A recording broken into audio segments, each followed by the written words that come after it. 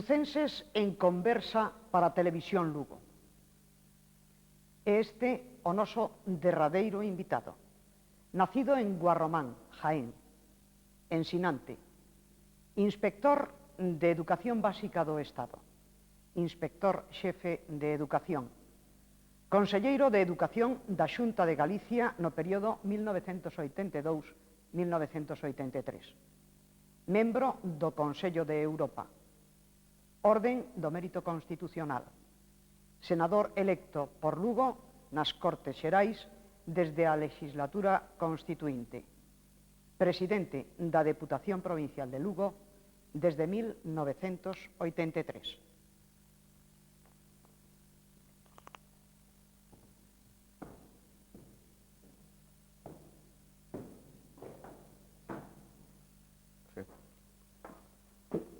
Don Francisco Cacharro Pardo, benvido á televisión. Muchas gracias.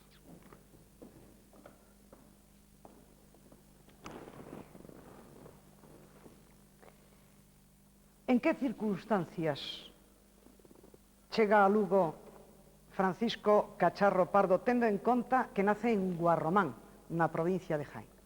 Sí, bueno, eu nací en Guarromán, do mesmo xeito que os meus irmãos, dunha forma accidental. Meu pai é funcionario, era maestro, está destinado ali, e ali nacemos os tres irmáns. Pero xa de pequeniños viñemos para aquí, para Galicia, e, bueno, as condicións, eu era moi cativo, lóxicamente non me acordo. O sea, que non ten consciencia do Lugo co que se atopa, non? No, propiamente eu entón, ao vir dali, de aquelas terras andaluzas, nos non nos asentamos en Lugo, nesta capital lucense, senón en Fonsagrada. Ali transcurren os anos da miña infancia hasta os 10 ou así aproximadamente, en que nos trasladamos para Lugo. Como era entonces esta cidade? Bueno, pois era, lóxicamente, moito máis pequena que hoxe, barrios que hoxe están totalmente poblados, entón non o estaban. Recordo que, ainda casi ao pé da muralla, aí na porta do Bispo do Ario, pois xogábamos ao fútbol, vivía na calle Chantada, e ali xogábamos ao fútbol no medio da calle, os coches que pasaban non era moito, era outro xeito de vida distinto do de hoxe. Os pais de onde son? Meu pai é da provincia de Valladolid, natural dali, aunque viviu máis, a terra onde viviu máis anos foi Galicia, e miña mãe é daqui do Concello de Bezarrea. Adáptanse ben, así é todo, a Galicia, non? Sí, totalmente, o sea, repito, en certo modo, bueno, pues, xa a familia materna é de aquí, e é a nosa terra, onde temos todos os parientes, adaptámonos, eso non supón ningún inconveniente desde o primeiro momento. A que anos vai a escola? E onde é a súa escola primeira? Bueno, a miña escola primeira é curiosa, esa é distinta de casi todos os rapaces da miña idade, porque a miña escola daquela era na miña propia casa, meu pai era mestre, e eu, por conseguinte, asistía á clase con el, e na propia casa onde vivía, porque era unha escola particular, eu recibo dous primeiros pasos dentro do ensino básico, do ensino primario. Xogo mellor con ventaxa, na escola todos recibimos algún castigo. Francisco Cacharro recorda algún castigo imposto mellor polo seu pai? Sí, indudablemente que sí. Nas clases, pois, lóxicamente, o trato era o mesmo que o que recibían o resto dos cativos que ali asistían a clase. Eu penso que, máis que ventaxas, o que tiña era inconvenientes, porque estaba, lóxicamente, moito máis controlado, incluso nas horas de libres, se había tareas pendentes de facer ou algo, pois, o control, lóxicamente, era máis grande que os outros. Era unha escola unitaria e de supoñer con moitos alumnos? Sí, era bastantes, daquela, bueno, o ensino na etapa primaria ou básica era moi distinto de hoxe, normalmente nunha mesma clase, pois, o mestre impartía clase para alumnos de todos os niveis. Solo xa moi posteriormente se van implantando as escolas graduadas primeiro, e logo xa, a partir do ano 70, implántase a educación xeral básica, e isto supón unha revolución escolar na provincia de Lugo, unha revolución que me tocou a min levala a cabo en grande medida. Prácticamente, pois, unha gran parte da concentración escolar, da planificación dos colexios desta provincia, correspondeu a min levala a cabo dentro da miña profesión de inspector de enseñanza. É un cambio radical en canto incluso a métodos pedagóxicos de ensino, non? Sí, porque a nova situación permite moitos cambios, pero eu penso que tamén é un cambio social. Pensemos o que sucedía antes da concentración escolar, que tuvo moita resistencia nos primeiros momentos, e destes días vemos algún incidente que se está a ter lugar en algún pobo da provincia. Ben, hasta entón, os rapaces, os nenos dos distintos povos dun concello non se conocen. Realmente vanse conocer aproximadamente cando vayan a mile ou moi pouquiño antes. Pero pensen o cambio sociolóxico que supón o feito de que esos cativos xa desde os 6 anos, incluso desde antes, porque tamén os párvulos asisten, se están convivindo todas as outras parroquias de un concello ou de varios concellos, utilizando uns servizos públicos como os que pode haber nunha cidade, aunque discorran por outros sitios como un transporte escolar. Todo isto, lóxicamente, dá unha conciencia social de unidade, de comunidade dentro da zona que afecta o colegio moito maior que a que podía haber antes. E xa no terreo propiamente educativo, pois que duda cabe que o poder mellor graduar unha enseñanza, que están os alumnos de cada nivel recibindo un tratamento axeitado ao seu grado de desenrolo e os obxectivos que se exixen para iso, pois cunhas instalacións mellores que as das escolas unitarias, isto permite un avance considerable nos métodos, nos procedementos de enseñanza. Así é todo, que debería conservarse daqueles tempos en materia de ensino? Dos tempos... Dos seus tempos de escolante. Dos meus tempos de escolar, non? De escolar. Bueno, pois eu penso que quizá o que había daquela, digamos que era unha educación menos permisiva, quizá un pouquiño máis autoritaria, aunque tampouco hai que exagerar nese sentido, había tamén un tratamento afectivo, axeitado aos pequenos, pero digamos que a veces as limitacións axudan tamén a forxar o carácter. Realmente, os grandes caracteres vanse forxando precisamente en loita cas dificultades. É dicir, que o facilitar todo, o non prohibir nada, eso, o mellor, non é demasiado positivo, desde logo, para constituir unha personalidade forte. Os grandes homes de empresa, os grandes personaxes históricos, normalmente moldeáronse loitando contra as dificultades, impoñéndose a elas. Así é todo, en relación co mestre, xa non ten vixencia o dito pasa máis fame que un mestre de escola. Sí, indudablemente que non. Nese terreo avanzouse considerablemente en todos estes últimos anos. Pensemos que incluso no siglo pasado, bueno, pois non había un corpo nacional de enseñantes, sino que cada concello ou a veces os propios pais, en fin, en unha situación de inseguridade tremenda para os mestres, eso afortunadamente superouse xa fai moitos anos, e, bueno, pois hoxe poden ter os problemas que ten calquer outro profesional, que non quero dicir que naden na abundancia precisamente, pero, bueno, hai unhas condicións básicas aí, igual que as de calquer outro traballador. É curioso, hoxe dámonos conta de que 8 dos 9 lucenses cos que conversamos neste tempo de televisión teñen ou tiveron nun momento da súa vida algunha relación co ensino. Ensino universitario, magisterio, eclesiástico, primaria ou formación profesional. Ningún foi invitado por ensinante e, sin embargo, en Lugo parece que se dan moitos ensinantes. Era Cecais porque a saída en Lugo, a única saída de cara a unha carreira, era a Escola de Magisterio.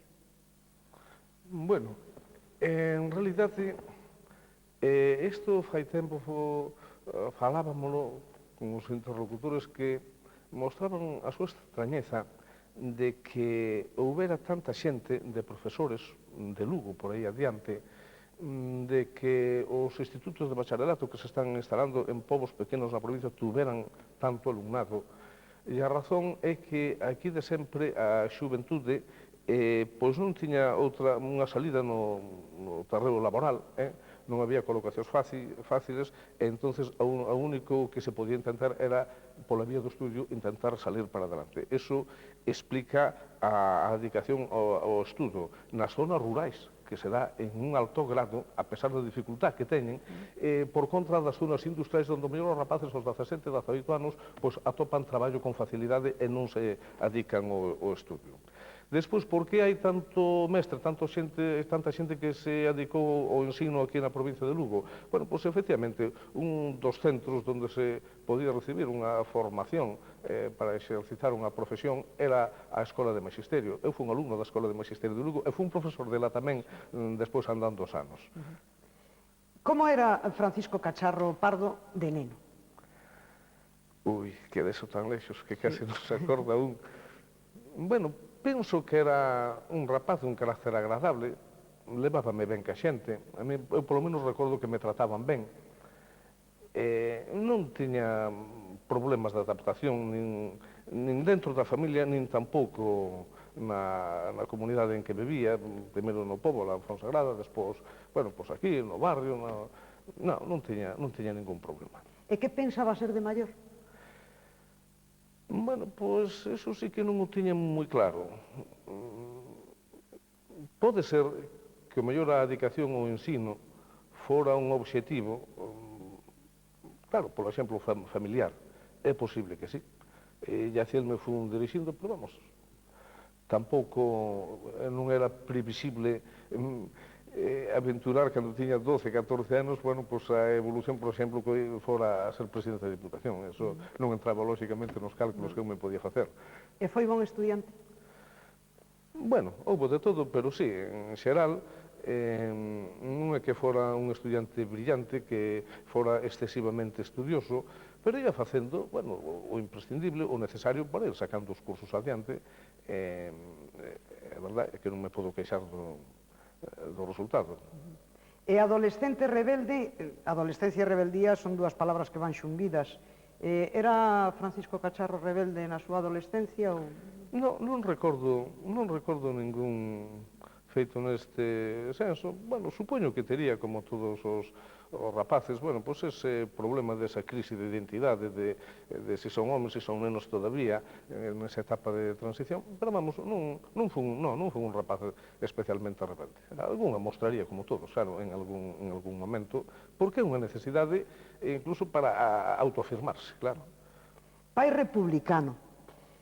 Había comunión de idea, discusión ou despreocupación por parte de vostede? Non, discusión de idea non había. De feito, o ser republicano pode ser de dereitas, pode ser de esquerdas, pode ser de todas as distintas tendencias, aunque aquí, neste país, identifíquese ser republicano con ser de esquerdas, verdad? Sí, eu recordo eu ir a meu pai, porque non houve nunca ningún tema tabú dentro da vida familiar, que perteneceu a un partido que se chamaba Esquerda Republicana, que en realidad máis ou menos viña a ser un partido de centro-dereita actualmente. Logo, durante a época da guerra, militou en algún momento no Partido Socialista. Parece que eran unhas condicións sociais que os funcionarios, bueno, desenvolvía esa vida con certas dificultades, pero no seu da vida familiar xamais houve tensión sobre esos temas. Meu pai o soupo perfectamente, porque o falei con el cando me presentei por primeira vez a unhas eleccións, e non me puxo máis ou menos moi inconveniente, senón que eu penso, bueno, pues que lle parecía ben que eu actuara na vida política. Profesor de Magisterio, inspector xefe, conselleiro de Educación na Xunta de Galicia. Quizá ao millor os millores anos, por ser os anos de máis novo, de madurez, tamén por realización profesional, eses anos adicados ao ensino, ao mundo da enseñanza? Bueno, foron uns anos bastante complicados porque eu exercín como maestro en Monforte, xunto a Villafranca, e aquí en Paradebella, en Fonsagrada, e mentras fomos facendo os estudios por libre e preparando as oposicións. Unha vez terminada a licenciatura, fui un profesor na Escola de Magisterio e despois fixen as oposicións á inspección. É dicir, que son os anos que non son dunha vida fácil, unha vida de traballo, lóxicamente, pero que, bueno, ao final, bueno, pois hai a satisfacción de ir superando as dificultades e ir conseguindo os obxectivos que un se propuxo. Cando dá os primeiros pasos na vida política, que obxectivo se marca? Bueno, pois non me marquei ningún obxectivo especial, aparte do de colaborar na vida da comunidade.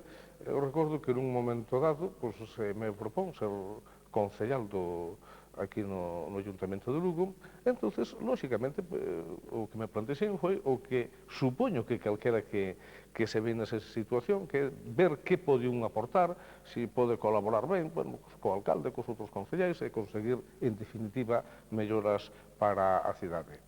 O que sí que non pensaba daquela é que me iba a participar tanto na vida política que chegara o momento, cousa que se dá actualmente, de estar apartado da profesión xa durante un período de tempo considerable, porque eu levo excedente, pois me parece que desde o ano 81. É dicir, que dentro de pouco, bueno, pois, si teño que terén que reincorporarme á vida profesional en algún momento dado, pois supoño que terén que ser sometido a un proceso de reciclaxe, porque senón vai ser difícil coller o ritmo xa actual despois de máis de 10 anos ausente. De neno non soñaba con ser presidente da Deputación Provincial de Lugo, pero cando dá eses primeiros pasos na vida política, cando ten as súas primeiras actuacións, pensa chegarse ás cotas nas que hoxe está situado? No, concretamente en ser presidente da Deputación Provincial é algo co que me atopo nun momento dado da vida política. Realmente, eu estaba de conselleiro de Educación na Xunta de Galicia, ali tocoume unha labor atractiva e importante, como foi o negociar todas as transferencias de educación para Galicia. Foi a primeira transferencia importante que tuvo a Xunta de Galicia. Pensemos que a Xunta de un presupuesto que tiña entonces de unos 6, 8 mil millóns de pesetas, bueno, pois a transferencia en educación supuxo máis de 50 mil millóns de pesetas ao ano. O sea, foi, digamos, a maioría da data de Xunta de Galicia aquela transferencia, que además penso que foi ben negociada, ben calculada e ben transferida tamén.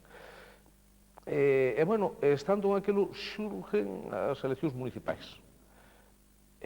Habíamos feito unha xestión para que o meu antecesor na Deputación, Luis Cordeiro, que era presidente polo partido do CD, bueno, pois había unha operación de achegamento para ver se se integraba dentro da Alianza Popular. Non se pudo chegar a un acordo porque ele non quixo naquel momento, e entonces vime na necesidade de presentarme eu como candidato precisamente á Diputación. Pero iso é algo que xurdiu, xa digo, porque outra persona non aceptou no seu momento dado. Eu sí, estaba dirixindo toda a operación das eleccións municipais, había presentado a dimisión na Xunta de Galicia precisamente para vir a afrontar e a dirixir aquela campaña das eleccións municipais. O sea que non foi algo previsto. Hai quen di que é o dono de Lugo. Ui, a xente é moi optimista. Mire, a casi todo o mundo lle parece que os máis lles vai as cousas moito mellor. Entonces, postos a atribuir poderes, facultades, capacidades de decisión, bueno, eu asombrome a veces de que me mezclan pois en cuestións nas que nin falei nada, nin tuve nada que ver, nin estaba ao mellor siquera informado. E ao mellor, bueno, pois, a xente supón que sí, que non digo que non sea dono de Lugo, pero sí que a súa capacidade de intervir nos asuntos da provincia e da cidade son moito maiores e non o son.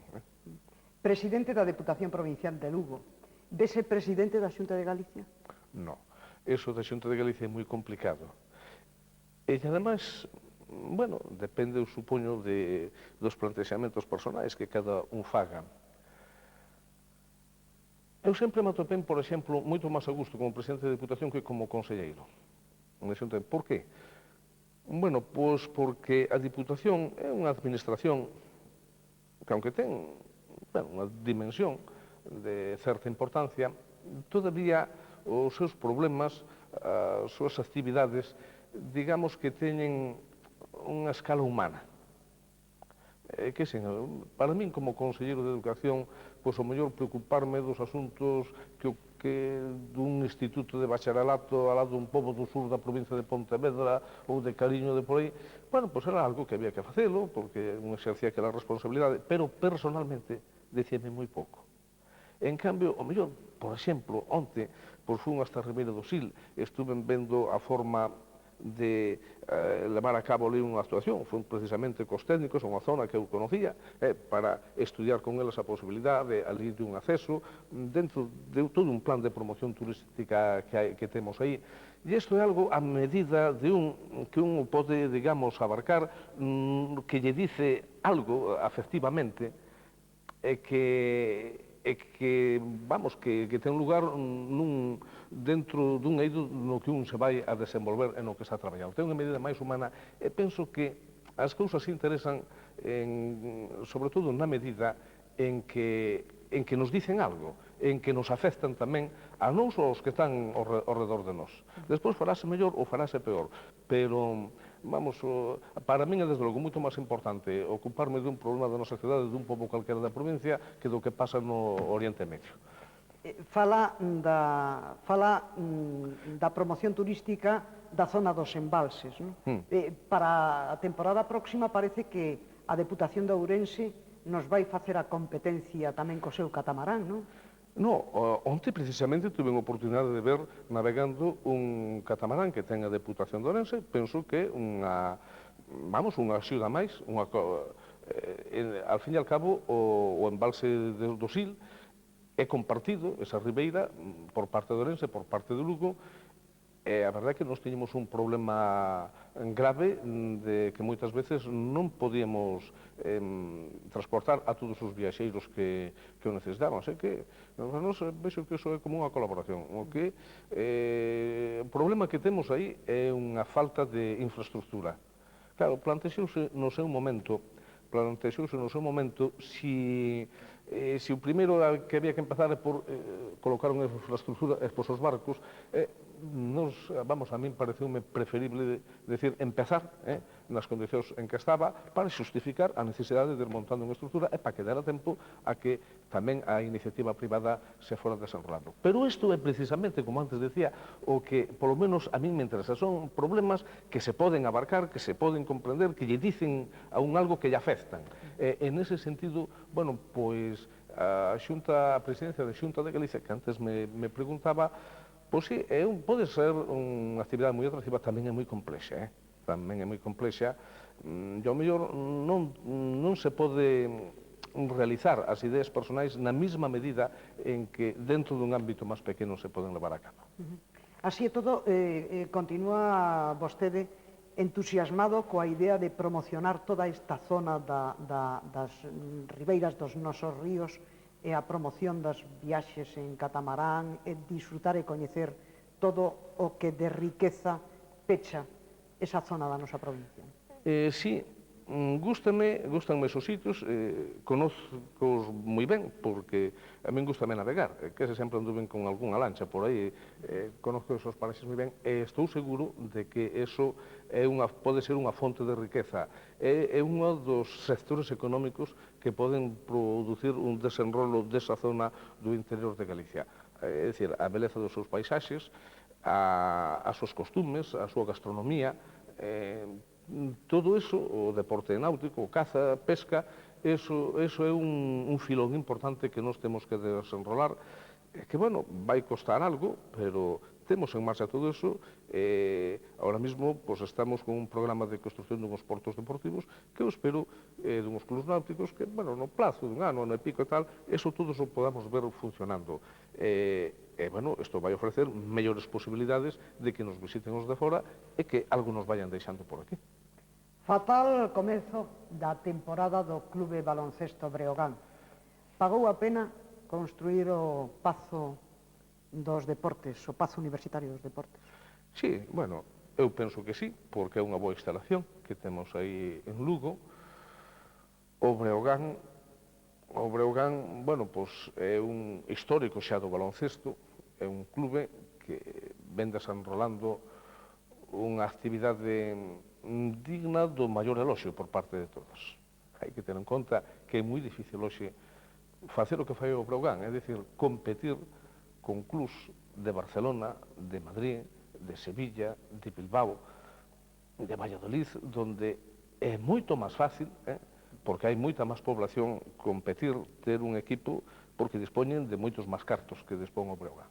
Penso que o Breogán necesita o apoio, o respaldo de todos, bueno, o construir o Pazo dos Deportes foi unha posibilidade de que poderan ter máis socios, porque, primeiro, cabida, porque antes, ao parecer, en certos partidos non podían entrar todos, entonces poderan ampliar o número de socios, foi poder respostar a unha exigencia que lles facía a organización da Liga ACB, e, en definitiva, ademais, aunque utiliza o Breogán, tamén a nosa poboación universitaria está utilizando ese pazo e podese dedicar a outras moitas actividades.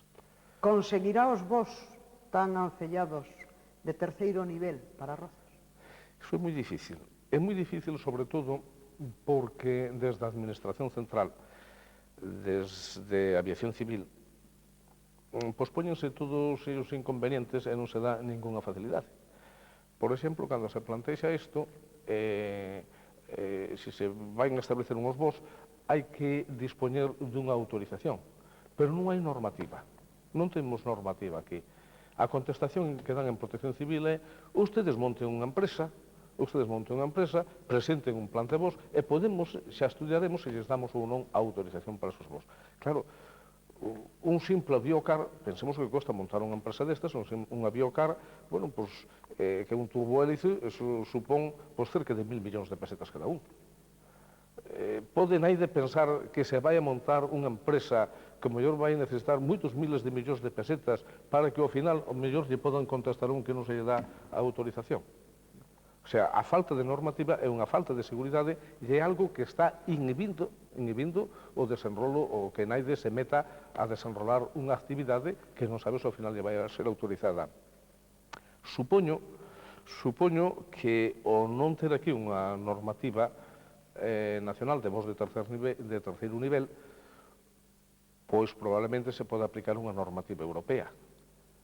E entonces, pois é posible que veñan empresas de fora, porque, claro, as ideas non basta só con concebilas, hai que poñelas en práctica e, neste caso, costa moitos millóns de pesetas. Pero eu non renuncio a eso. En este momento está en marcha outra actuación aí cos de Castilla e León e tal. Vamos, estamos estudiando esa posibilidade. Cal é o proxecto de maior envergadura para o ano 95 da Deputación? Para o ano 95, bueno, pois posiblemente son a construción dos clubes náuticos e dos portos deportivos nos embalses, xunto con outra serie de actuacións para esa promoción. Bueno, aparte, naturalmente, hai o que se chaman os plans, o plan provincial de obras e servizos, os plans de comarca especial, que supoñen moitas obras, pero son moi variadas, o sea que, nun caso son obras de carreteras, outros de urbanizacións, de saneamentos, de abastecementos de agua, o sea, pero como actuación así especial e específica, bueno, pois é esta que estamos tratando. E para cando o auditorio? O auditorio, bueno, hasta ahora están iniciadas as xestións. Existen dificultades porque un auditorio hai que supoñer que vai ter un coste de uns 1.200 millóns de pesetas. Penso que o vamos a conseguir. Non había un lugar de ubicación clara, penso que ora o pode haber. Entón, a partir dese momento é cando hai que empezar.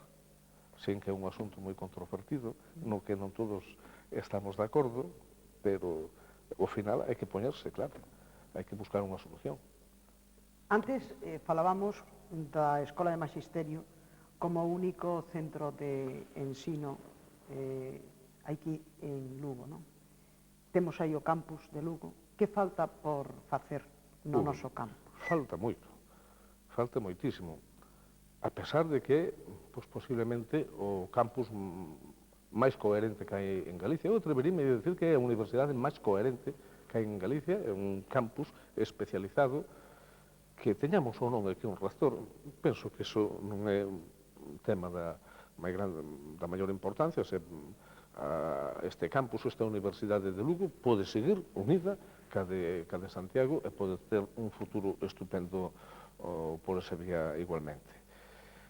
Pero aquí hasta agora pois hemos estado solucionando problemas que, bueno, son moi importantes, mesmo como os temos resolto xa non nos parecen tanto. Outras cidades como Ourense, como é Pontevedra, como é o mellor Ferrol, están loitando por eso. Resolvemos un problema urbanístico. Temos un campus delimitado, temos moitos metros cuadrados de chan adicado á universidade, que hasta ahora pois, o foi aportando a Diputación Provincial todo, por eso, mellor, aquí non se constituiu un problema, noutros sitios teñen eso.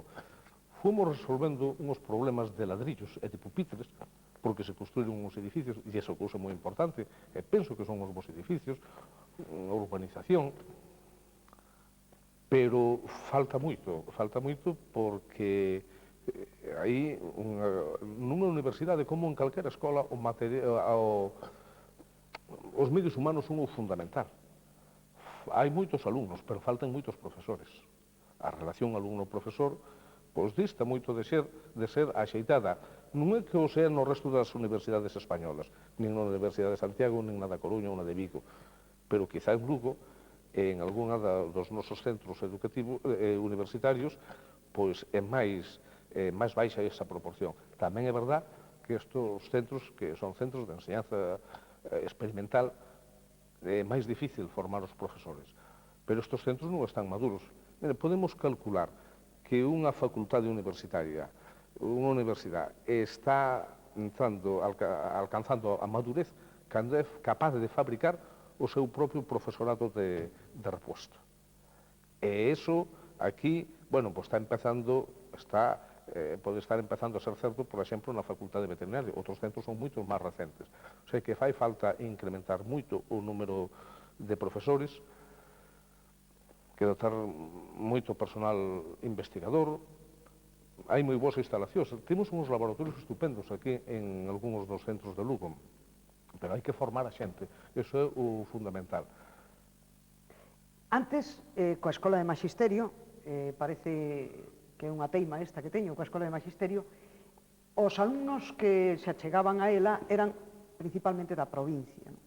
Sin embargo, co campus, os alumnos veñen dos máis distintos lugares do territorio nacional. En isto tamén ganou Lugo. Sí, indudablemente que sí. Claro, hai que pensar que antes unha escola de magisterio había en todas as provincias. Sei que aquí podía haber algún, de vez en cando, recordo algún alumno que era da Coruña, que era de Pontevedra, especialmente aí da parte de Lalín, de Meilide e tal, viñan, pero vamos, era un feito aislado. Sin embargo, pensemos nos que a Facultade de Veterinaria, pois, lóxicamente, ven xente de León, ven xente do resto de España, a Escola de Agrónomos, pois, a máis próxima que hai é a de Madrid. E o mesmo pasa que a Escola de Montes. Entonces, neste sentido, bueno, pois é lógico que veñen alumnos de moi distinta procedencia. Eu penso que é un fenómeno económico moi importante que hai en Lugo. O sea, a universidade ten un gran valor en sí como centro formativo, como un lugar onde se están preparando unhos profesionais. Penso que pode ter aínda máis importancia como lugar de investigación, que a outra gran función que ten a universidade, que non é só enseñar e preparar profesionales, é investigar, porque este campus agrario que temos é o que pode facer unha investigación e dotar de unha tecnoloxía o noso agro. O agro, as producións, o sector primario e as industrias transformadoras tamén. Pero, además, aquí, como fenómeno social dentro da cidade e da provincia, pois penso que o fenómeno económico máis importante que hoy ten esta cidade de Lugo. Pensemos que hoy son aproximadamente 7.000 alumnos. Calquer pai que teña un fillo fora sabe que o custo normal veñen sendo unhas 100.000 pesetas por mes, aproximadamente. Son 8 meses, son 800.000 pesetas cada alumno, por 7.000 son unos aproximadamente 5.600 millóns de renta anual que ingresan en Lugo, ou que non sale. Porque, claro, é indudable que se un pai ten que mandar os fillos fora, pois esa renta está gastando fora. Pois ou non sale, ou cando son os de foros que veñen aquí, gastan ala aquí. E isto no comercio, na vida económica da cidade, lóxicamente tense que notar. Pero, repito, non é o máis importante, a consecuencia máis importante de ter aquí unha universidade, senón que eu, a miña esperanza, teñoa en que pode constituir un motor para o desenrolo, para a tecnificación do noso agro, para o establecemento das industrias transformadoras tamén. Non estaremos faltos en Lugo dun colexio maior. Temos residencias de estudiantes, hai moitos estudiantes que alquilan pisos, pero non sería importante para a formación do estudiante, incluso a creación dun colexio maior. A quen competería eso? Bueno, o Colexio Maior é unha institución universitaria e, por conseguinte, competille a propia universidade. De xeito, bueno, pois penso que quizá a nova residencia, que está a punto de entrar en servicio, pois poda funcionar como un colexio maior, depende da orientación que lle den. Esa residencia é propiedade do edificio do Concello de Lugo, pero entrega para a súa xestión á universidade, e vamos, penso que vai ser un sistema totalmente parecido ao do Colexio Maior. E de todas maneiras, antes dicimos que falta moito, son actividades, complementos importantes que debe ter un campus universitario, e ese é un. Presidente da Alianza Francesa, caen as presidencias, don Francisco. Presidente da Alianza Francesa de Lugo. Que tal se lle dá a lingua francesa? Bueno, pois a verdade é que non se me dá demasiado ben. A Alianza Francesa conta, prescindindo de min, conta na directiva con xente que sí non solamente conoce e utiliza ben a lingua francesa, sino que ademais ten unha capacidade para organizar cursos, actividades, e, bueno, penso que gracias a eles pode funcionar esta institución. Eu, de verdad, penso que é destacable o entusiasmo que algúns membros desa directiva poñen, e destacaría o pouco apoio que, en cambio, o goberno francés e a embaixada francesa presta o desenvolvemento destas asociacións, polo menos a esta de Lugo. É increíble porque, se nos queremos promocionar a nosa lingua por aí fora, pois temos que facer un esforzo considerable. Realmente moi pouquiña axuda e un trato moi distante que as asociacións estas as organizacións da Alianza Francesa.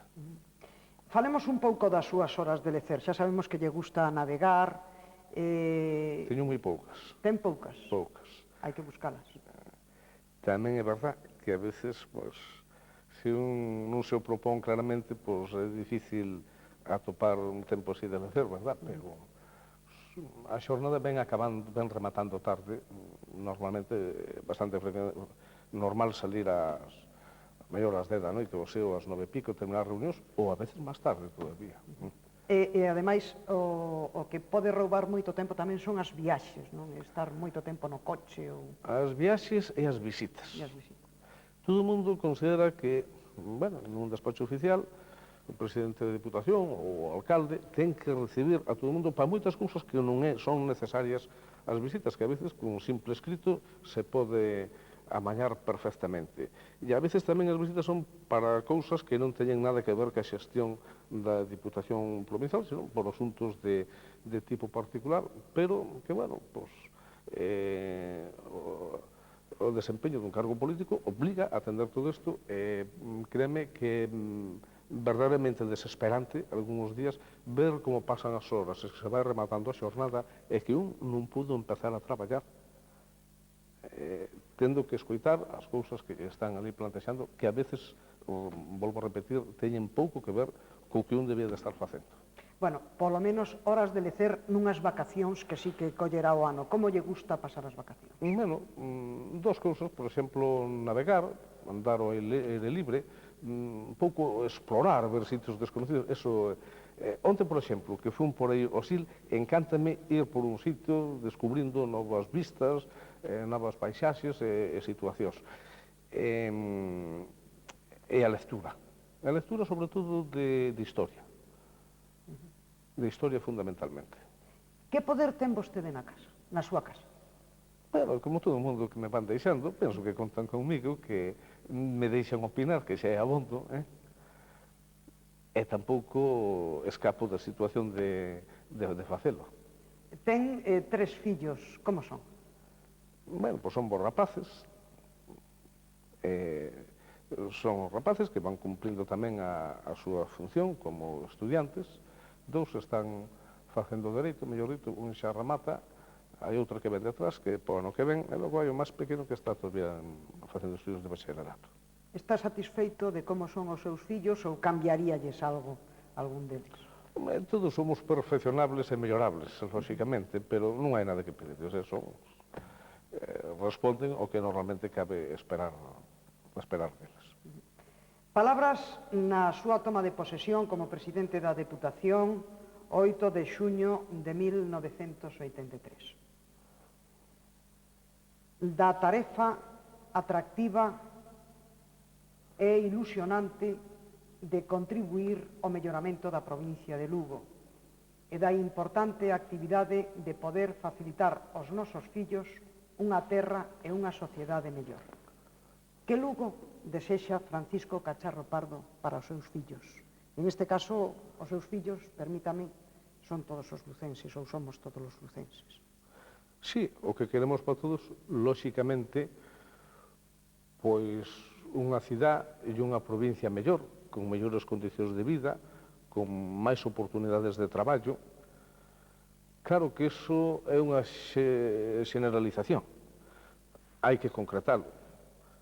Bueno, pois gustaríanos que se acabara de asentar a Universidade en Lugo, que esos centros de ensino universitario poideran desenrolar unha gran actividade de investigación. E conste que estamos tendo sorte neso, porque, aunque hai escasez de profesorado, estánse levando a cabo iniciativas verdadeiramente importantes aquí e que van a dar os seus frutos a pouco tempo. Que se avance, que se nos dote dunha tecnoloxía para o noso sector básico, que o campo tamén, por tanto, que teñamos aí un sector rentable, que os nosos gandeiros resolvan os seus problemas, que dispoñamos dunhas mellores infraestructuras de comunicación. En fin, ir mellorando, creo que nestes anos se foron conseguindo unha serie de cousas destas, sin ser a ideal, sin ser o que todos desexamos, pois penso que nas comunicacións, dentro da red provincial, pois foise dando un avance considerable, o mesmo que no resto das condicións de vida. Temos aí esa universidade funcionando e vamos a ver se se van logrando o resto dos obxectivos que, en definitiva, todos eles poden contribuir a ter un Lugo e unha Galicia mellor para todos.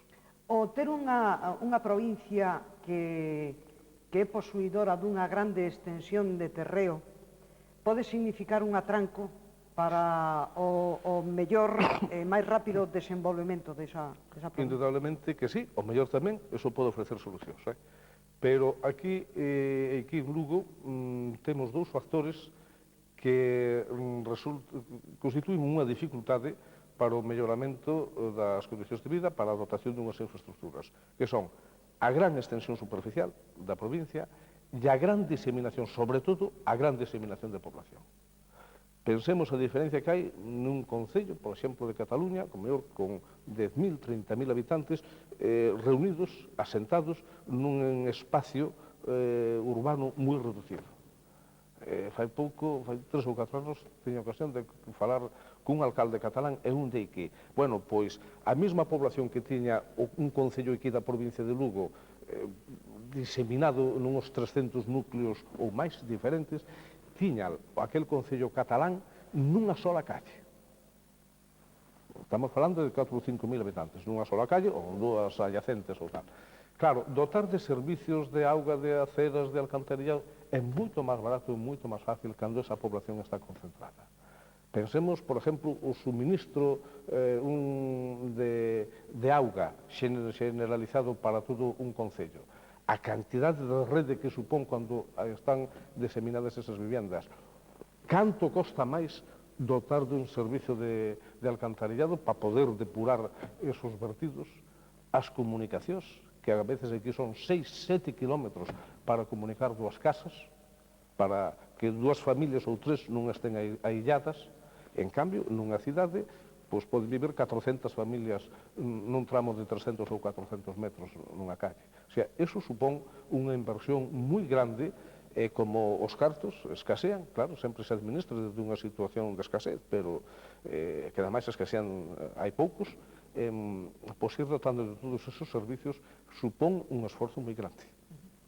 Non nota un certo desacougo ante a responsabilidade que ten vostede de que Lugo sexa ou non sexa?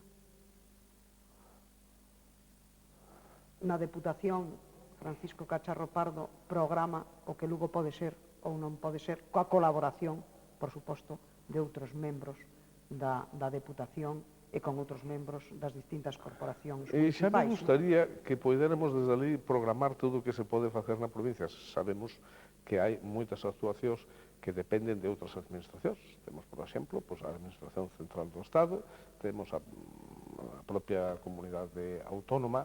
Realmente o que podemos facer desde a Diputación é unha parte que pode ter a súa importancia. A nos gustaríanos que fora moita máis.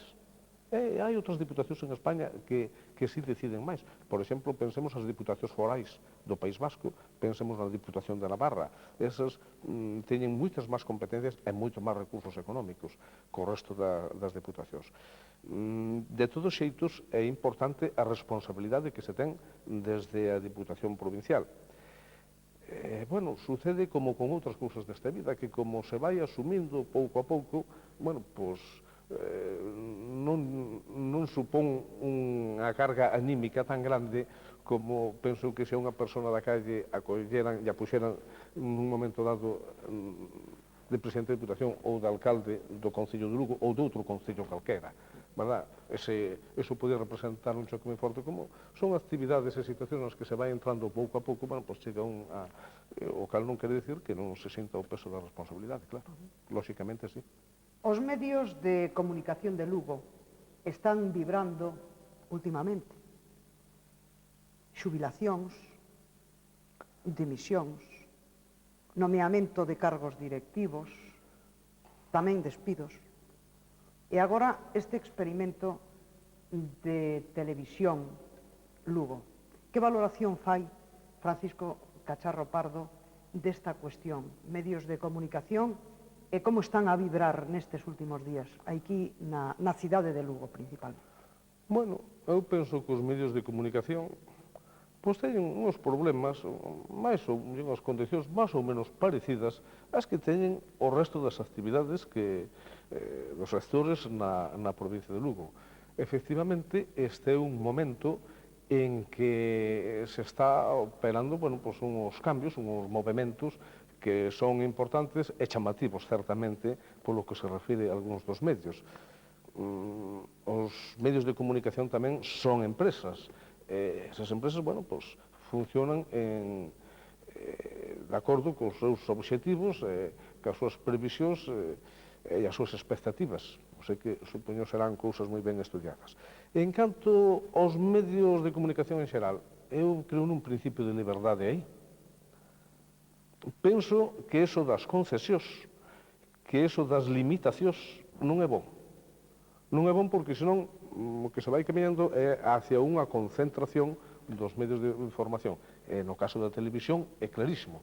Non podemos estar somente cunhas televisións públicas, cunhas televisións estatais, tamén son públicas as privadas. E penso que todo canto se avance en eso é avanzar en calidade de información e avanzar en liberdade de información tamén.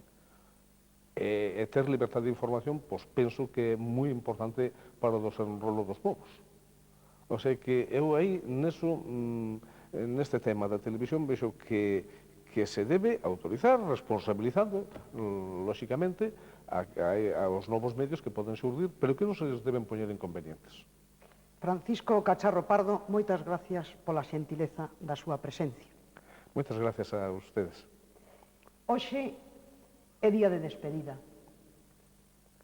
de fin de festa. Foi unha experiencia gratificante compartir cámara e plató tamén micrófono con lucenses que cordialmente se prestaron á conversa. Lucenses que colaboraron para que este experimento de Televisión Lugo fose posible. Gracias pola súa presencia a todos e gracias pola súa palabra. Gracias ao equipo de Ofiusa que me facilitou o traballo e gracias, moitas gracias, Xulio Xiz, que confiou en min e me mergullou neste proxecto. Eu tamén escollín Lugo para vivir.